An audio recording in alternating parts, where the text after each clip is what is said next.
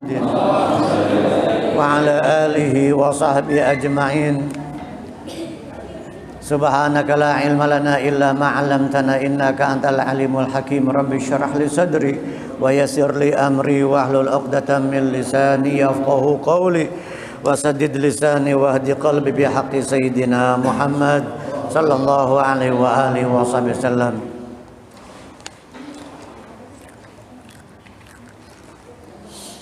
Masyarul hadirin wal hadirat rahimakumullah. Alhamdulillah. Segala puji syukur kehadirat Allah Ta'ala Jalla Jalaluhu wa Ta'ala fi'ulah. Di malam ini kita sudah hampir di penghujung bulan Dzulhijjah, hampir di penghujung tahun Hijriyah, dan kita akan memasuki tahun baru Hijriyah 1444 Hijriyah. Beberapa hari ke depan bulan Muharram tahun baru Hijriah akan tiba.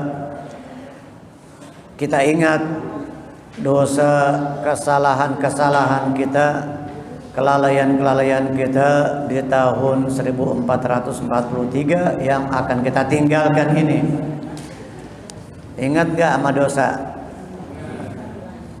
Betul ingat. Kadang ingat, kadang enggak gitu ya. Kadang ingat, kadang lupa. Kalau sama duit, ingat mulu. Seharusnya dosa yang harus kita selalu ingat. Karena ciri orang yang celaka, na'udzubillah min alamati syaqawah. Ciri-ciri orang yang akan mendapatkan kecelakaan, asyaqawah. Orangnya disebut syaqiyun. Syaqi orang yang mendapatkan syaqawah, kecelakaan. Syaqi orangnya. Faminhum syaqiyyu wa minhum sa'id. Manusia ada yang syaqi, ada yang celaka, calon penghuni neraka, dan ada yang sa'id, yang beruntung, yang bahagia, calon penghuni surga. Faminhum syaqiyyu wa minhum sa'id. Nah, ciri orang yang celaka min alamati syaqawati, ciri-ciri orang yang mendapatkan asyaqawah, kecelakaan, orangnya dikatakan asyaqi atau syaqiyun, adalah dzikrul hasanatil madiyah wa nisyanu dzunubil madiyah.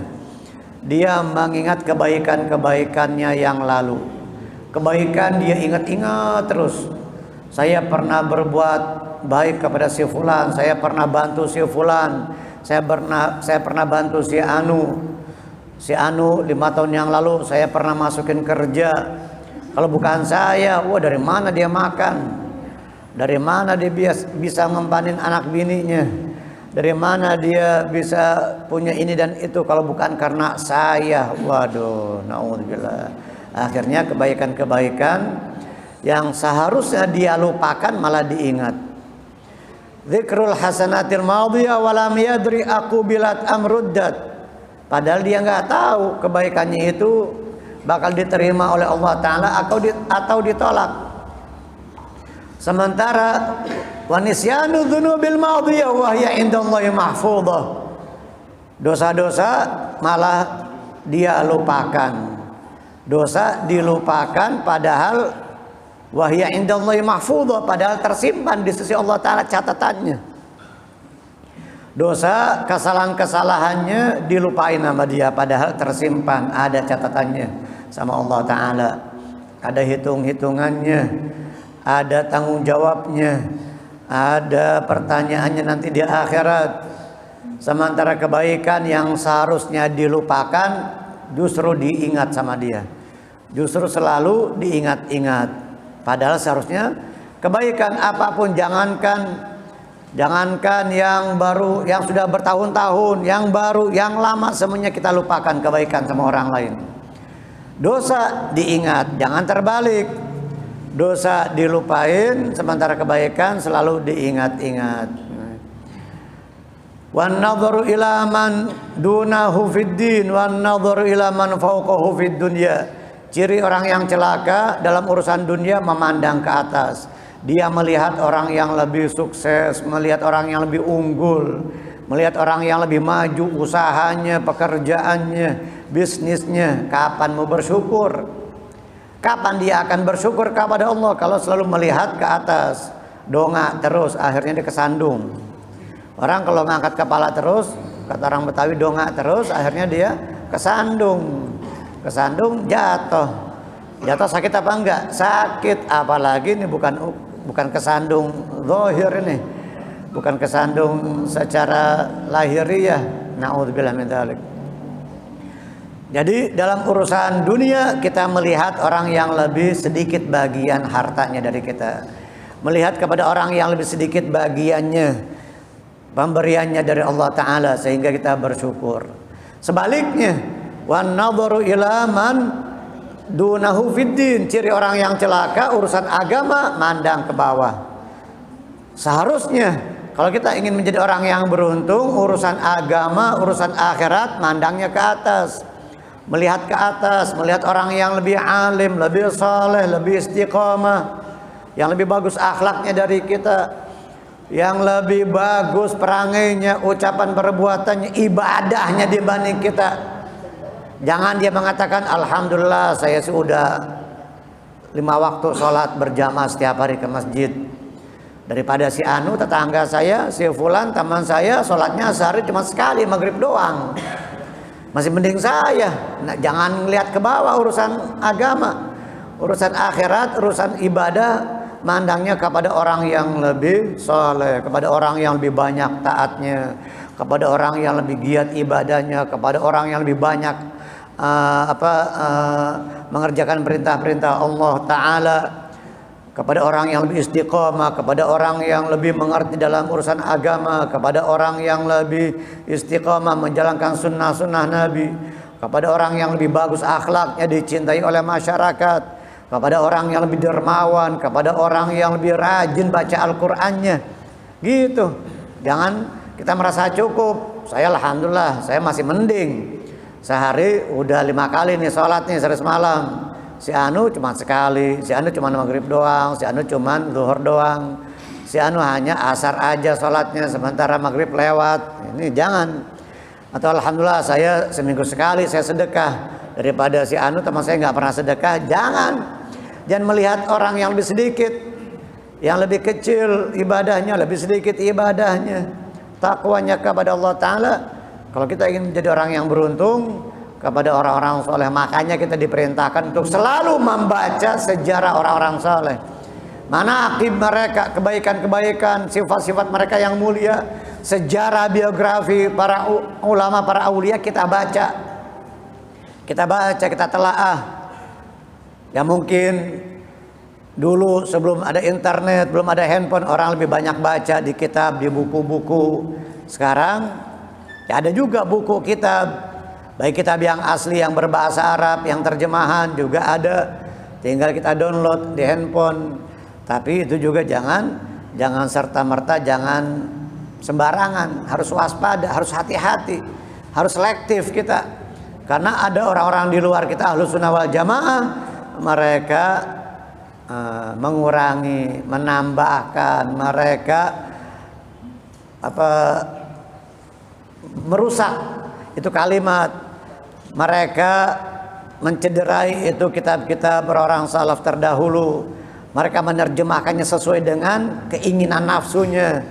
Mereka menerjemahkan itu kitab atau menulis itu di buku-buku atau di internet, di media sosial sesuai dengan tujuannya. Tujuan ada urusan dunia.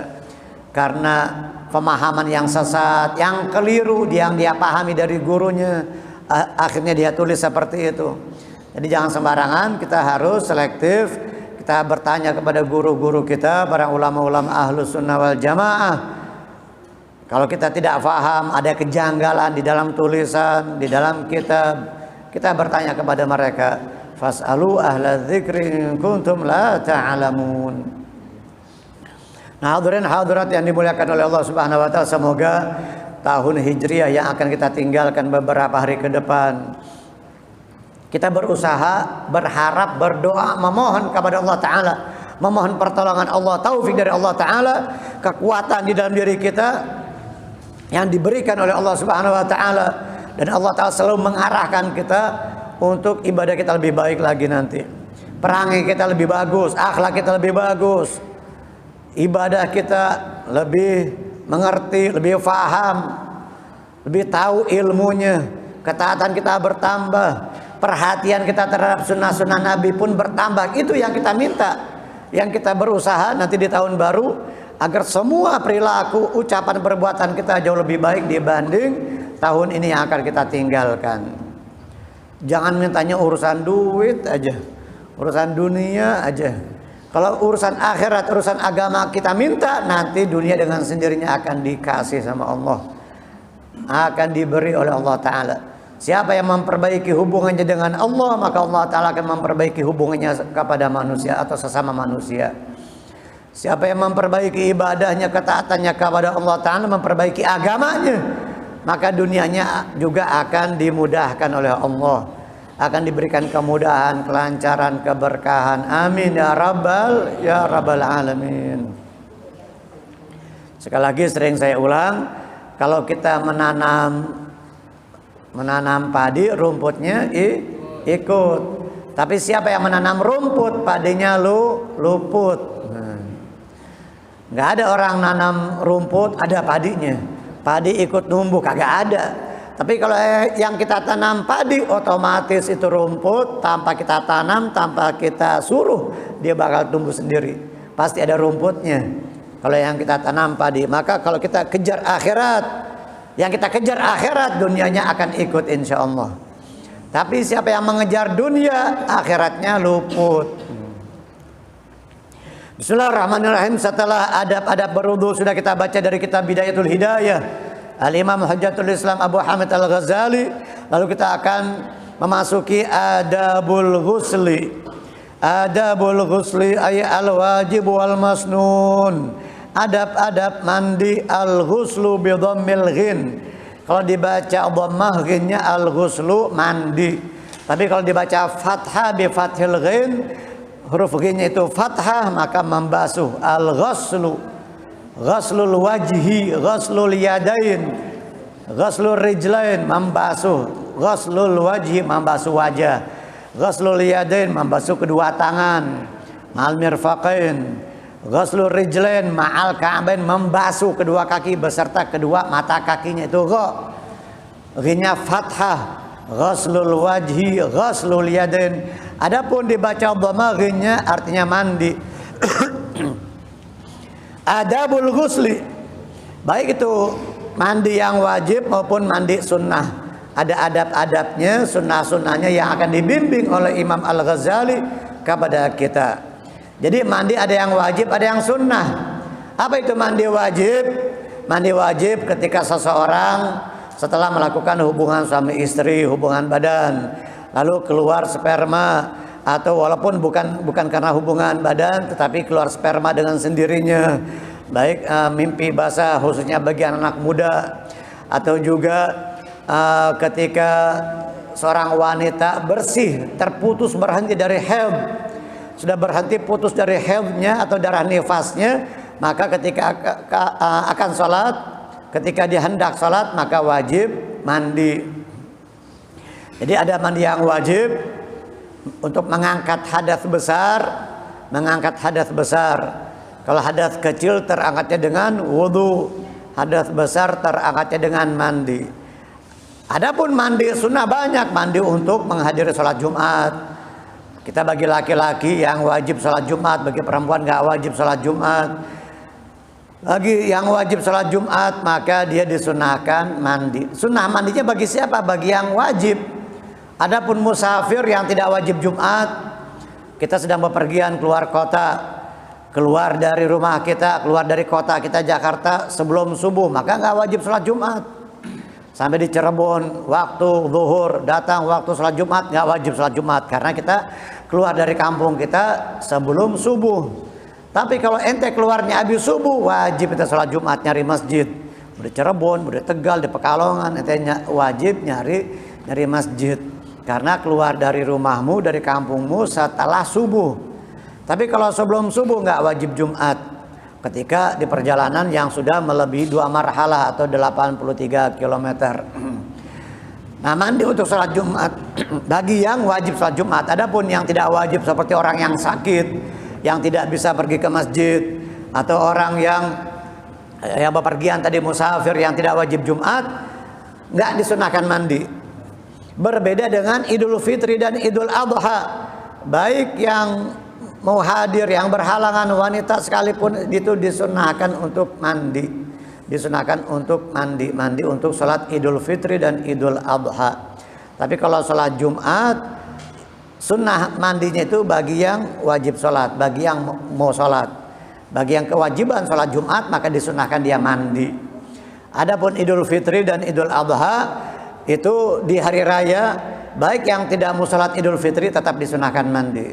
Yang tidak mau sholat Idul Adha dan Idul Fitri tetap disunahkan mandi.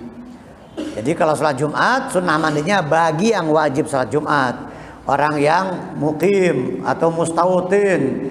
Sementara yang tidak wajib sholat Jumat, musafir atau wanita atau orang yang berhalangan karena sakit, maka tidak disunahkan mandi. Ada mandi wajib, ada mandi sunnah. Mandi sunnah juga ketika seseorang dia habis pingsan,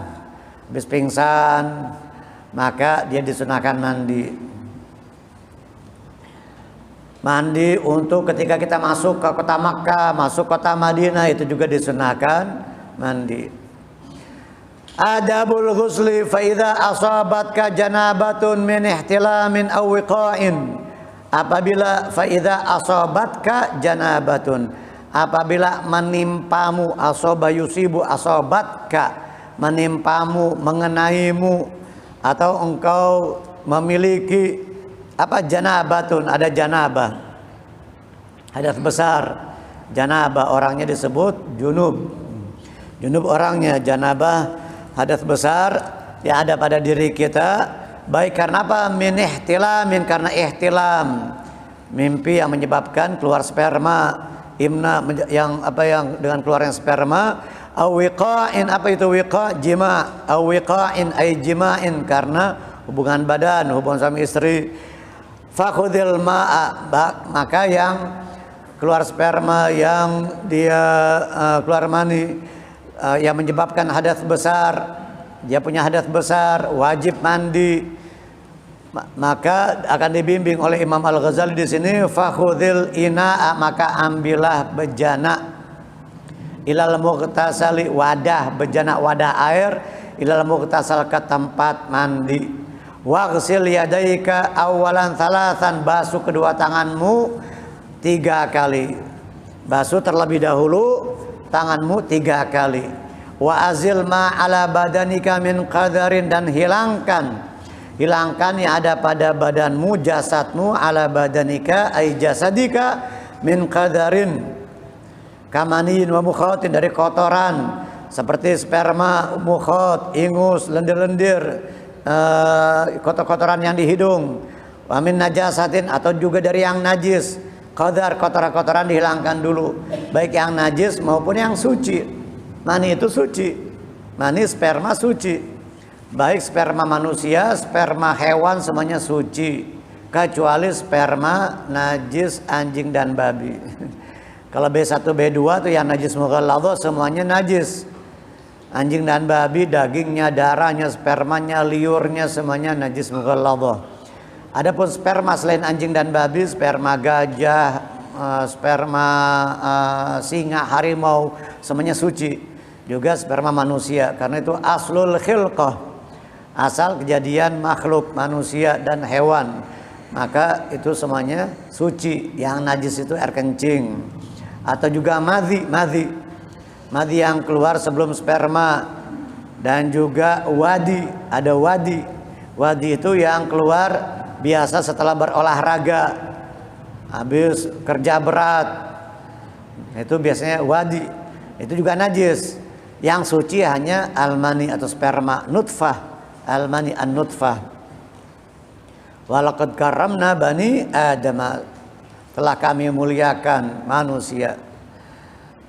Jadi manusia nggak najis, Kalau kita salaman sama orang kafir, sama orang musyrik pun, ya kita langsung sholat, habis salaman langsung sholat, ya nggak najis.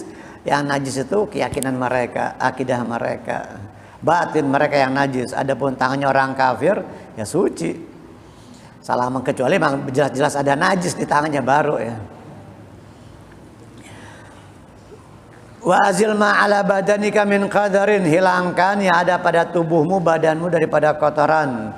Jadi yang pertama kali yang kita kerjakan, apa yang kita perbuat, kita membasuh kedua telapak tangan kita, kedua tangan kita kita bersihkan, kita basuh. Terus kita menghilangkan kotoran-kotoran baik yang najis, istinja. Wa tawaddu kama sabaqa fi wudu'ika lis-salati ma'a jami' da'awati, dan berwudu'lah sebagaimana telah pembahasannya yang lalu, sudah berlalu pembahasannya, kama sabaqa fi wudu'ika, di dalam wudu'mu untuk salat. Jadi sunnah berwudu sebelum mandi hadas. Sebelum mandi hadas disunahkan berwudu. Mungkin kadang orang suka lupa atau jarang. Ada mungkin yang nggak pernah sama sekali mandi aja, mandi hadas, mandi besar. Dan sebagian mandi besar. Ada lagi yang bilang mandi basah. Emang ada mandi yang kering ya? Tayamum itu mah. Mandi kucing, mandi ayam kali gitu, baru kering. Mandi ya basah. Mandi basah, mandi besar, mandi hadas. Itu mandi wajib. Karena kita punya janabah. Orangnya disebut junub. Nah itu jadi sebelum mandi hadas, sebelum mandi janabah, kita disunahkan berwudu. Wudunya bagaimana? Ya seperti wudu biasa. Seperti wudu biasa setiap kita hendak sholat. Ma'ajami'id da'awati, dengan doa-doanya. Bersama doa-doanya kita baca. Wa akhir ghasla qadamaika kaila yudhi'al ma'. Di sini bagaimana coba? Sebentar. Beda kitabnya sama di sini. Wa akhir juga sama. Wa akhir sama. Wa akhir ghasla qadamaika kaila yudhi'al ma'. Akhara yuakhiru akhir. Wa akhir ghasla qadamaika kaila yudhi'al ma'. Dan akhirkan maksudnya belakangan basuhan kakimu. Basuhan kakimu, qadamaika atau rijlaika,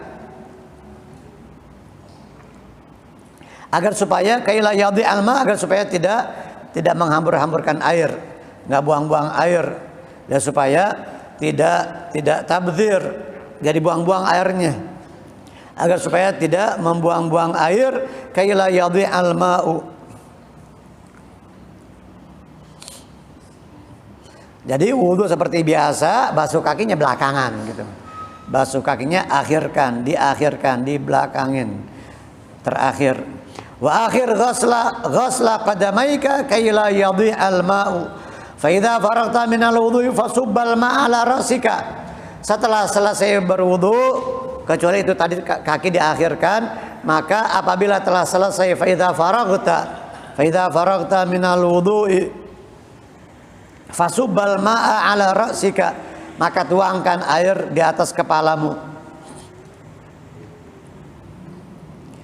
Yang afdal setelah selesai berwudu itu anta ta'ahada ma'atifaka. Jadi kita urut-urut lipatan-lipatan badan, wa tukhallil ra'saka, di sela-sela jenggot, rambut, kepala semuanya. Walaupun dia sedang muhrim, walau kunta muhriman. Walaupun kau sedang berihram, sedang memakai pakaian ihram, tapi pelan-pelan, birifqin, pelan-pelan, takut nanti ada yang rontok, kan nggak boleh mencabut rambut. Tapi kalau rontoknya nggak sengaja nggak apa-apa.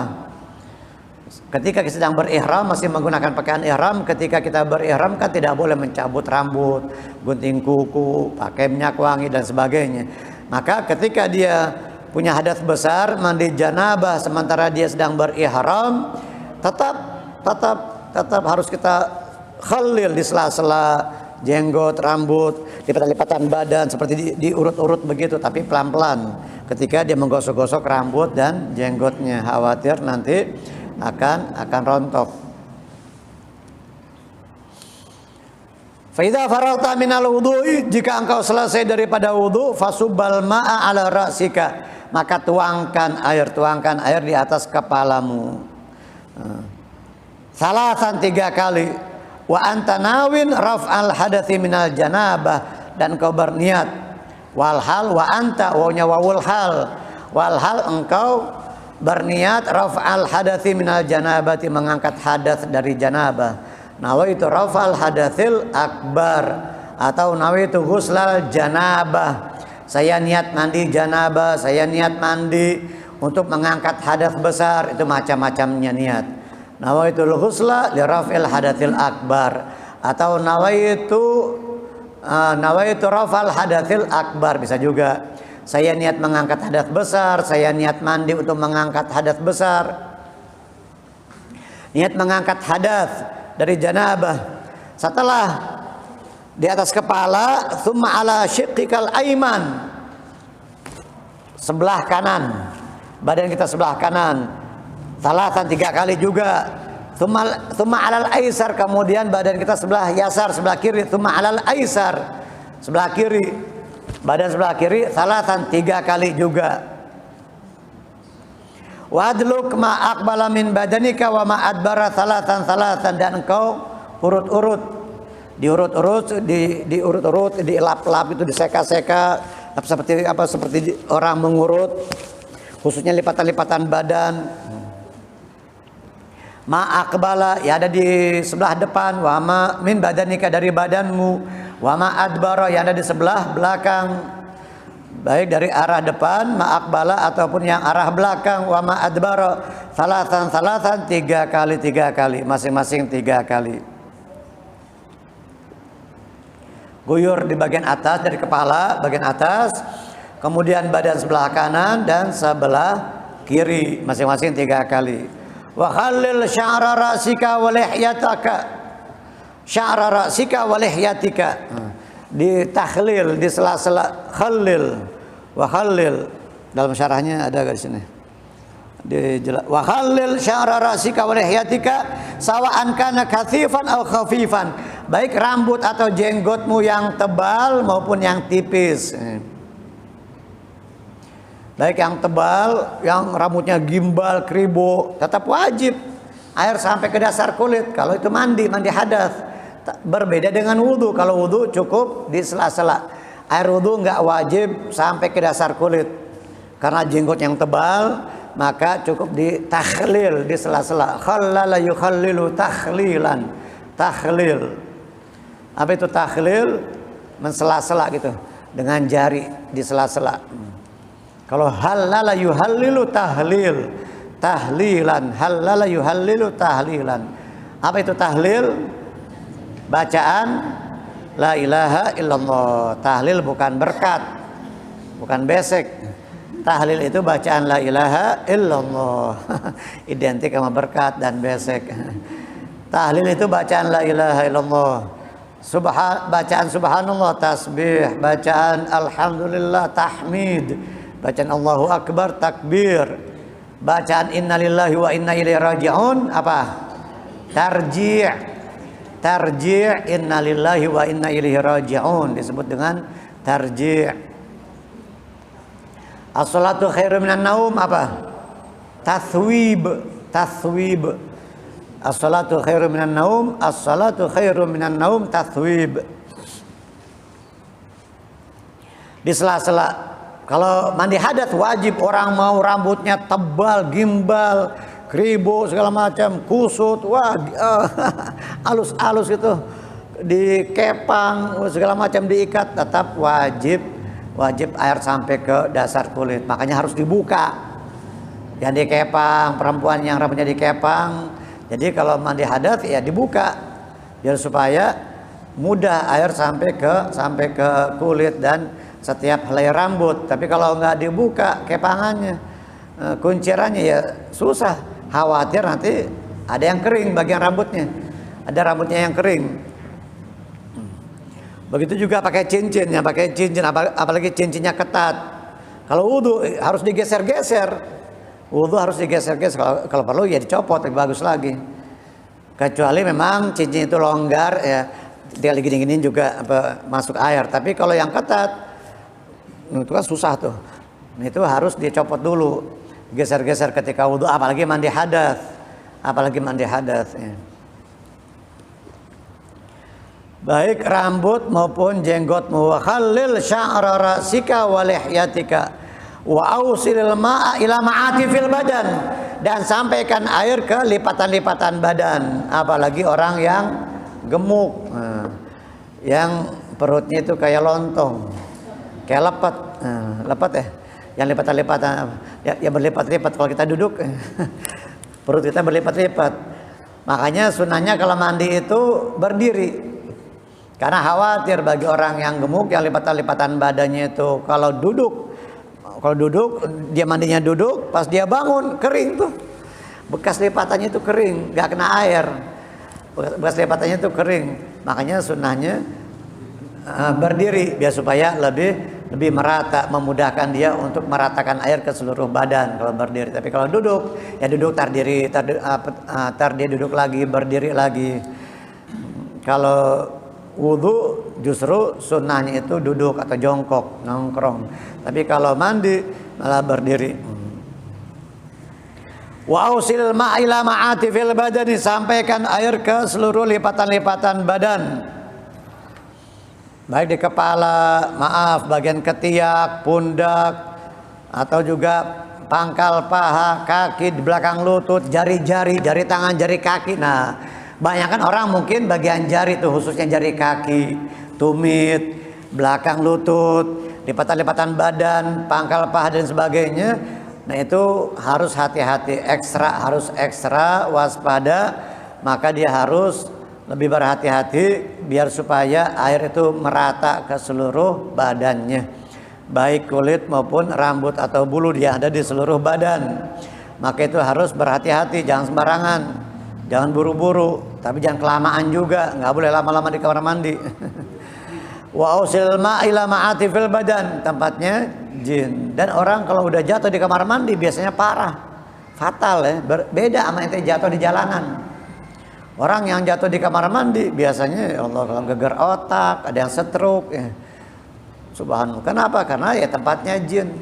Beda kalau ente jatuh di jalanan, jatuh di masjid, jatuh di rumah, di ruang tamu, di depan. Tapi kalau di kamar mandi biasanya na'udzubillah bisa menyebabkan fatal, geger otak, bahkan bisa menyebabkan stroke dan sebagainya. Kita baca doa, Allahumma inni a'udzubika minar rijsin najis al-khabithil mukhbith asyaitanir rajim. Yang umum, Allahumma inni a'udzubika minal khubthi wal khaba'ith, itu yang umum. Lalu ketika kita membuka aurat, baca bismillahilladzi la ilaha illa huwa. Bismillahilladzi la ilaha illa huwa, atau dibaca hu boleh juga. Bismillahilladzi la ilaha illahu. Bismillahilladzi la ilaha illahu. Kalau kita bacanya udah di dalam kamar mandi, ya memang di kamar mandi buka pakaian, jangan dari luar. Belum masuk kamar mandi dia udah buka pakaian, dia udah buka aurat. Ketika kita membuka aurat di dalam kamar mandi, ya maka dibacanya di dalam hati. Jangan diucapkan, jangan dilafazkan, karena ada nama Allah, bismillah, Allah.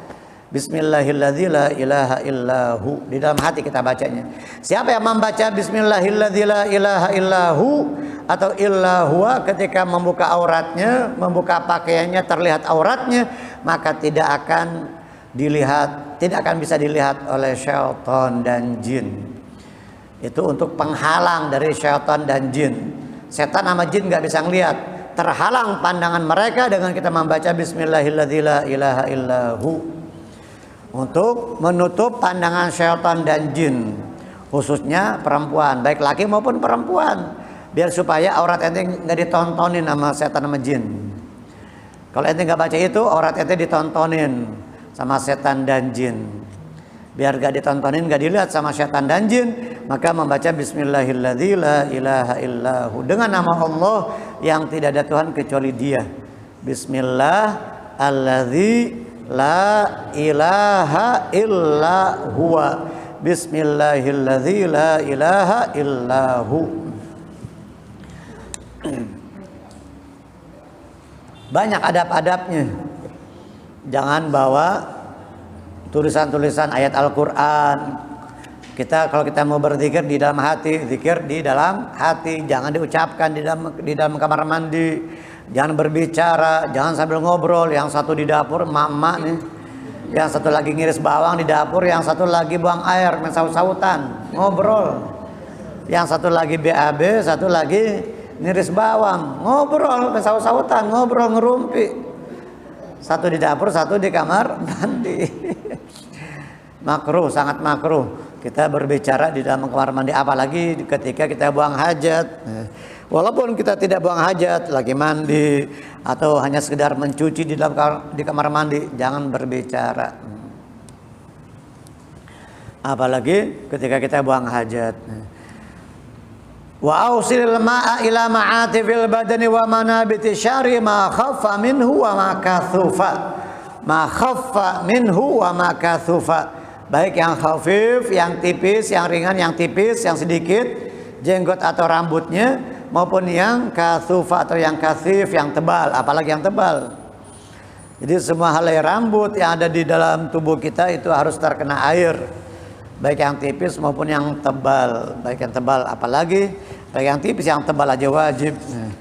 Kita kenakan air ke seluruh badan kita. Wahdar antamassa dzakaraka ba'dal wudu'i fa in asabatu yaduka fa'idil wudu'a. Wahdar, hindari engkau menyentuh kemaluanmu setelah berwudu. Jadi kalau habis wudu maka nanti ente enggak perlu wudu lagi. Setelah wudu mandi, tapi mandinya nanti enggak nyentuh kemaluan, atau pakai sarung tangan. Pakai sarung tangan atau pakai enggak nyentuh kemaluan. Karena tadi kan udah wudu, terus mandi hadas. Kecuali kalau langsung mandi nggak pakai wudu ya, maka wajib wudu. Tapi kalau tadi, karena kita kan nyentuh kemaluan, megang kemaluan. Nah kalau tadi sudah berwudu terlebih dahulu baru mandi hadas, ketika mandinya tidak menyentuh kemaluan atau pakai sarung tangan, maka nggak perlu wudu lagi. Tapi kalau engkau sentuh kemaluanmu, ketika engkau menyentuh kemaluanmu, fa'in asabatu yaduka, apabila tanganmu mengenai kemaluanmu, fa'idil wudu'a, diulang wudunya. Maka diulang wudunya. Wal fardhu min jumlati dzalika kullih an-niyatu, dan yang fardu dari semua itu adalah niat. Wa izalatun najasati wasti'abul badan, niat dan menghilangkan najis dan meratakan air ke seluruh badan bil ghusli, dengan mandi. Jadi fardunya wudu cuma dua, niat sama meratakan air ke seluruh badan. Fardunya mandi hanya dua. Kalau fardu wudu kan 6. Furudul wudu sittatu. Tapi kalau fardunya mandi hanya dua, niat dan meratakan air ke seluruh badan. Jadi harus pakai niat semuanya. Mungkin ada orang yang dia terbiasa atau dia nggak peduli, cuek. Yang penting dia mandi itu mungkin karena kebiasaan, karena adat, karena biasa. Habis berhubungan badan mandi. Nah sementara dia nggak niat, nanti sholatnya nggak sah dong. Sholatnya nggak sah, wudunya nggak sah, sholatnya nggak sah. Sholatnya tidak sah karena tadi waktu mandi hadas dia nggak niat. Dia pikir hanya adat, hanya kebiasaan saja. Karena sudah menjadi kebiasaan atau tradisi kebiasaan, habis hubungan badan dia mandi. Sementara tadi mandi aja nggak pakai niat untuk mengangkat hadas besar, maka tidak sah sholatnya, berhubung dia masih punya hadas besar. Ini harus kita sampaikan ke anak-anak kita nih, Bapak Ibu sekalian.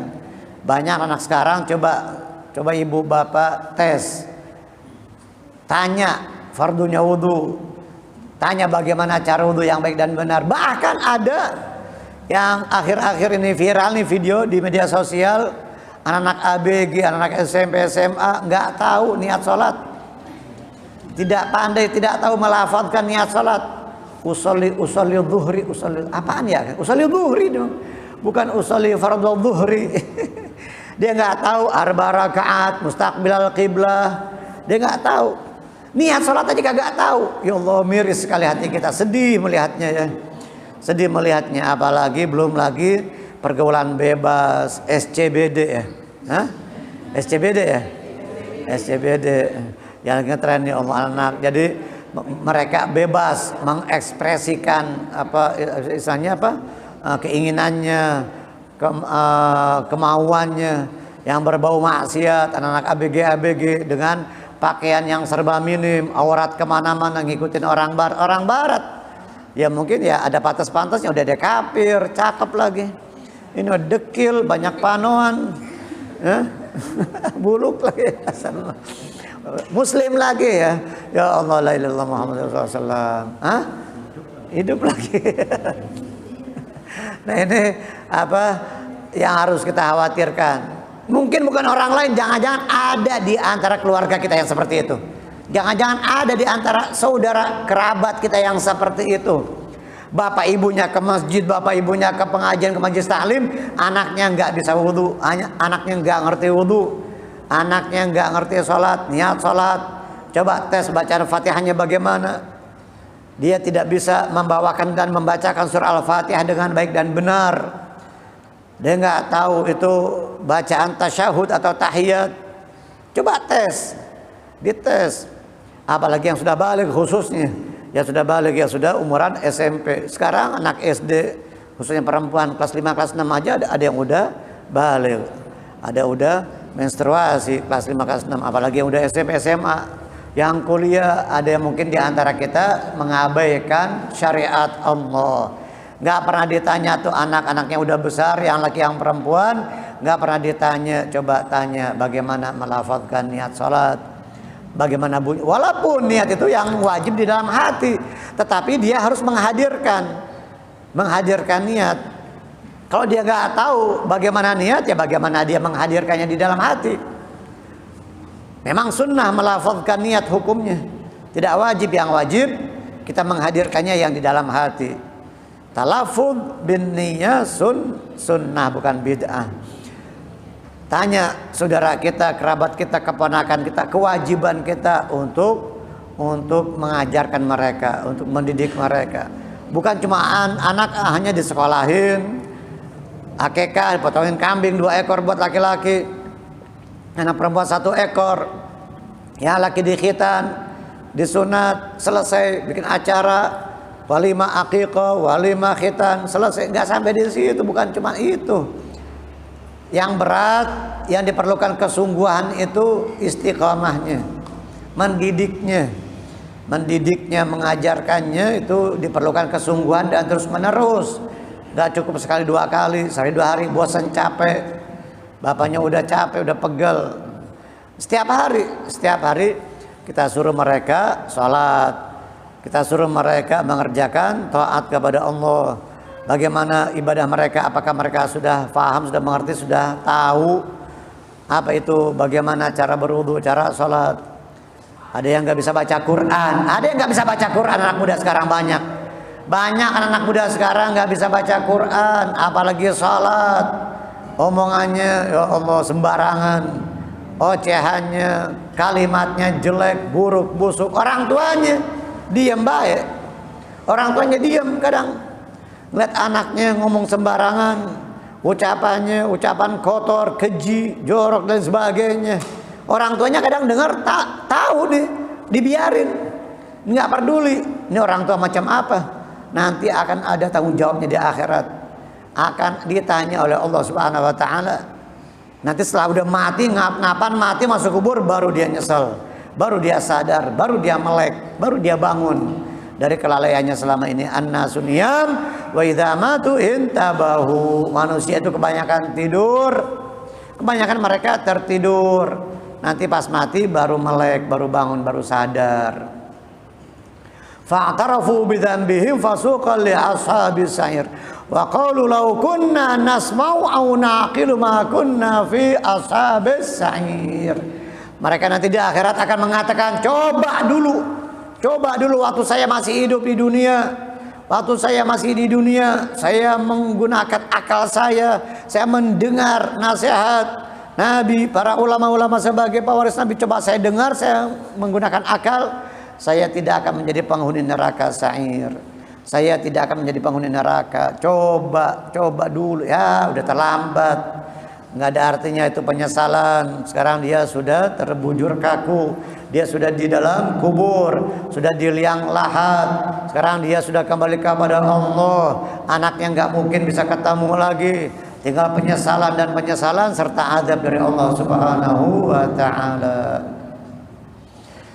Jadi kita tanya tuh Bapak Ibu, jangan kita merasa cukup. Saya udah ke masjid, saya udah sholat berjamaah, sudah ngaji seminggu sekian kali, berapa kali hadir majelis taklim, banyak orang tua yang mengabaikan pendidikan anak-anaknya. Ya Allah, waliyadzubillah. Semoga Allah Subhanahu wa taala memperbaiki salat kita, memperbaiki ibadah kita, dan kita diberi taufik, pertolongan, kekuatan oleh Allah Subhanahu wa taala untuk selalu istiqomah, sabar mendidik anak-anak kita, mengajarkan ilmu kepada anak-anak kita, ilmu agama, ilmu yang wajib ini. Sebelum kita terlambat, sebelum kita menyesal, sebelum kita menghadap Allah Subhanahu wa taala. Semoga Allah Ta'ala sampaikan kita ke bulan Muharram tahun baru Hijriah nanti. Amin ya rabbal alamin.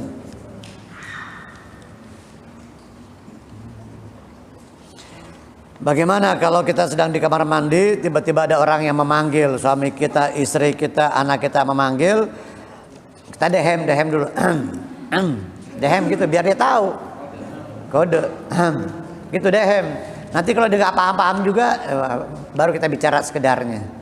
Baru kita ngomong, bicara sekedarnya. Kita usahakan jangan berbicara, kita ajarkan biar supaya mereka tahu, oh gitu caranya. Nggak boleh ngajak ngobrol orang yang di dalam kamar mandi. Buktinya tuh saya panggil dia dehem. Itu dehem. Gitu. Bagaimana jika seorang muslim bekerja dan kepada non muslim gitu ya, maksudnya tentang dunia, tetapi ketika beribadah tetap sama-sama menghargai dan tidak campur. Ya boleh-boleh aja kerja sama orang kafir, nggak masalah. Hubungan bisnis, kerja sama orang kafir, sama orang Majusi, Nasrani boleh. Nabi aja ada hubungan dagang bisnis dengan orang Yahudi. Bahkan Nabi ketika sebelum wafat, Nabi menggadaikan baju perangnya, baju besinya kepada seorang Yahudi, masih tergadai. Boleh, dalam urusan dunia boleh. Tetapi selama jual belinya yang halal, yang dibenarkan. Bukan jual beli yang diharamkan, bukan jual beli yang ada tipu-tipunya. Ya ada unsur penipuan al-gharar. Ada hal-hal yang diharamkan, itu baru. Selama itu jual beli yang halal, boleh-boleh saja. Apakah boleh mengucapkan salam kepada mereka? Nggak boleh kepada orang kafir. Nah kalau kita diberi salam, kita jawabnya wa'alaikum. Tidak boleh kita mendahului memberikan salam kepada orang yang non muslim. Kalau kita dikatakan ada orang kafir non muslim ngasih salam ke kita, assalamualaikum Pak Haji, waalaikum. Jawabannya waalaikum, jangan ditambahkan assalam, bukan waalaikumsalam, waalaikum gitu aja. Maka waalaikum ya begitu, nabi kami mengajarkan seperti itu. Jadi jangan kita mendahului, ketika mereka memberi salam kepada kita jawabnya waalaikum. Mohon penjelasannya, pengertian daripada tabdzir dan israf. Tabdzir, israf itu ya berlebih-lebihan dalam menggunakan sesuatu. Bahkan di dalam wudhu saja nggak boleh kita israf atau tabdzir, berlebih-lebihan yang melebihi daripada batas kebutuhan. Makruhuhu fil ma'i haitsu asrafa walau minal bahril kabir iqtarafa. Di antara makruhnya wudhu kita menggunakan air berlebih-lebihan, israf atau tabdzir. Sekalipun dia ngambilnya, nyiduknya itu dari laut, tetap israf, tabdzir, berlebih-lebihan tidak diperbolehkan, kecuali berlebih-lebihan di dalam mencintai Rasulullah, berlebih-lebihan di dalam mencintai para aulia, itu harus kudu kalau itu. Tapi kalau berlebih-lebihan di dalam sedekah, enggak tabdzir. Di dalam kebaikan, sedekah, ada seseorang dia sedekahnya setengah hartanya, bahkan seluruh hartanya disedekahkan, itu enggak tabdzir, enggak israf. Tapi sebaliknya kalau untuk maksiat, untuk yang kagak benar walaupun sedikit, israf, tabdzir. Ada orang nyumbang buat maulid, buat ke masjid, buat pesantren, wah sampai setengah hartanya. Dia punya duit 100 juta, 50 disumbangin, 75 juta disumbangin, 100 semuanya disumbangin, enggak tabdzir. Tidak dikatakan israf. Sahabat-sahabat Nabi seperti itu. Sayyidina Abu Bakar As-Siddiq dikeluarkan seluruh hartanya untuk digunakan berdakwah di hadapan Nabi sallallahu alaihi wasallam. Sayyidina Utsman bin Affan hingga menggunung uang dinar dirhamnya, sehingga Nabi mengatakan ma dharra Utsmanu ma fa'ala ba'dal yaum, didoakan oleh Nabi. Setelah apa yang dilakukan oleh Utsman bin Affan hari ini, tidak akan ada yang menjadikan dia bahaya dan madarat. Sayyidina Abu Bakar As-Siddiq seluruh hartanya diberikan kepada Nabi. Ketika Nabi tanya, apa yang kau tinggalkan wahai Abu Bakar untuk anak istrimu, untuk keluargamu? Abu Bakar As-Siddiq radhiyallahu an menjawab, aku meninggalkan Allah dan Rasulnya. Allah, saya punya Allah, saya punya Rasul, saya punya engkau ya Rasulullah. Subhanallah. Bagaimana sahabat-sahabat para aulia kaum Ansar hingga dipuji oleh Allah Subhanahu wa taala. Wa yu'thiruna ala anfusihim walau kana bihim khasasah.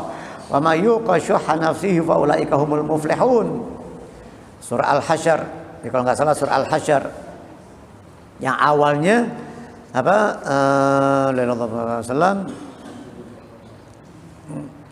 yang awalnya itu orang-orang Ansor yang lebih dahulu beriman kepada yang lebih dahulu dia menduduki kota Madinah. Dia tidak menyimpan kedengkian, kebencian, tidak menyimpan hajat, enggak ada kepentingan ketika dia awalnya ada yang hafal akhir surah Al-Hasyr. Walladzina tabawwa'ud dara wal iman walladzina tabawwa'ud dara wal imana min qablihim yuhibbuna man hajara ilaihim wa la yajiduna fi sudurihim hajatan mimma utu wa yu'thiruna ala anfusihim walau kana bihim khasasah wa may yuqa syuhha nafsihi fa ulaika humul muflihun. Walladzina tabawwa'ud dara wal imana min qablihim, orang-orang Ansar yang telah lebih dahulu menduduki Madinah, terlebih dahulu tinggal di kota Madinah.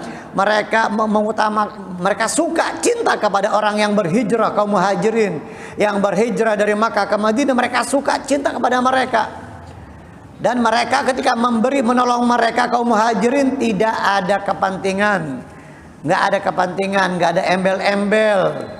Bagaimana kebanyakan orang sekarang, apalagi pejabat atau orang-orang kebanyakan sekarang, bantu si fulan, bantu orang, bantu rakyat, bantu saudara, ada kepentingan biar dipilih.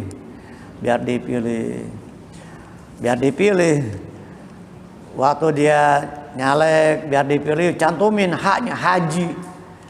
Tapi kadang-kadang kalau habis itu atau sebelumnya dipanggil haji, malu, jangan manggil saya haji, saya masih nggak benar nih, saya masih bangor, saya masih nakal. Ya manggil saya haji, tapi pas lagi nyalek kita dipilih, wah cantumin hak haji, wah kiai haji, kiai dari mana? Cuma mimpin tahlil doang kiai haji, bisa mimpin.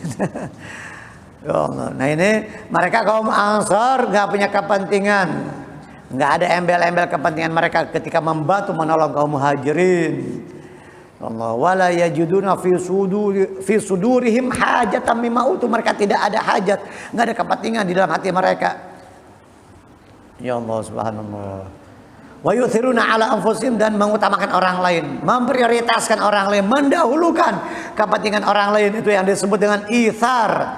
Sifat itsar yang sekarang sudah mulai langka, jarang sekarang umat Islam yang memiliki sifat itsar, mengutamakan orang lain, memprioritaskan orang lain, mendahulukan kepentingan orang lain, walau kana bihim khasasah, padahal mereka susah, padahal mereka pas-pasan, padahal mereka dalam kehidupan yang sempit. Bahkan ada di antara mereka diberikan hartanya kepada seluruh saudaranya, seluruh kaum muhajirin. Allahu Akbar.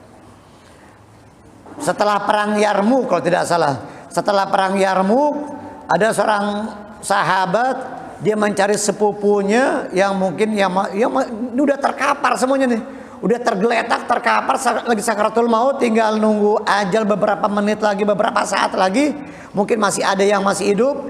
Dia bawa air untuk diberikan kepada saudaranya. Ketika akan diberikan kepada saudaranya, dia mendengar yang lain lagi teriak-teriak, aduh, kehausan, dahaga, kehausan mau mati. Sambil mengisyaratkan dia udah nggak bisa ngomong.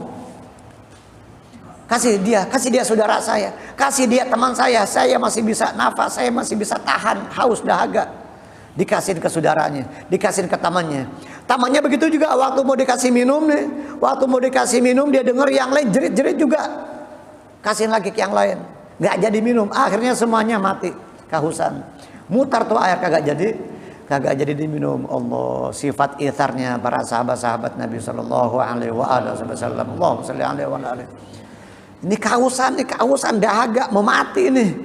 Bukan kita seharian puasa, baru sehari kita puasa, hausnya kita nggak seberapa. Allah, gua ulang, mana air, mana yang enak, sini buat gua dulu. Yang lentar lu. Baru sehari nih puasa, beberapa jam doang. Nahan haus. Yang lain mau minta kagak usah, jangan, ini buat gua dulu. Gua nggak kuat haus nih. Yang lain minta sedikit kagak dikasih. Tar dulu kalau udah cobain baru. Ini bukan sehari, berhari-hari setelah perang terkapar mau mati. Kehausan dahaga mau mati. Dengar yang lain teriak-teriak, lebih membutuhkan diberikan kepada temannya, saudaranya. Allah. Ini yang harus kita contoh, kita teladi. Walaupun kita susah nggak bisa, ya sedikit-sedikit kita contoh, kita tiru mereka. Nggak mungkin kita bisa seperti mereka sekaligus, seperti sahabat-sahabat Nabi, para aulia, susah sekali. Paling enggak kita harus berusaha, ada keinginan untuk berusaha sedikit-sedikit, mengutamakan orang lain, berbagi kepada orang lain, walaupun tidak seluruhnya, setengah-setengah, 50-50, 20%, 10%, 5% dari harta kita, 2-3% dari harta kita, 1% dari harta kita. Kita sedekahkan, kita infakkan sedikit-sedikit, nanti akan terbiasa. Kalau sudah terbiasa menjadi kebutuhan dan dia merasa nikmat.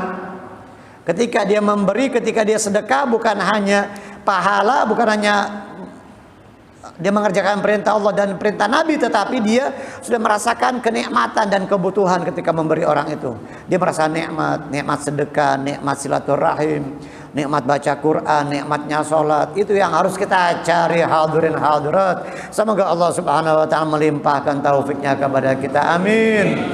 Dan Allah Ta'ala robah keadaan kita kaum muslimin, bangsa Indonesia ini. Akhlak mereka lebih baik, ibadah mereka lebih baik, ucapan perbuatan mereka semoga lebih baik. Amin ya rabbal alamin.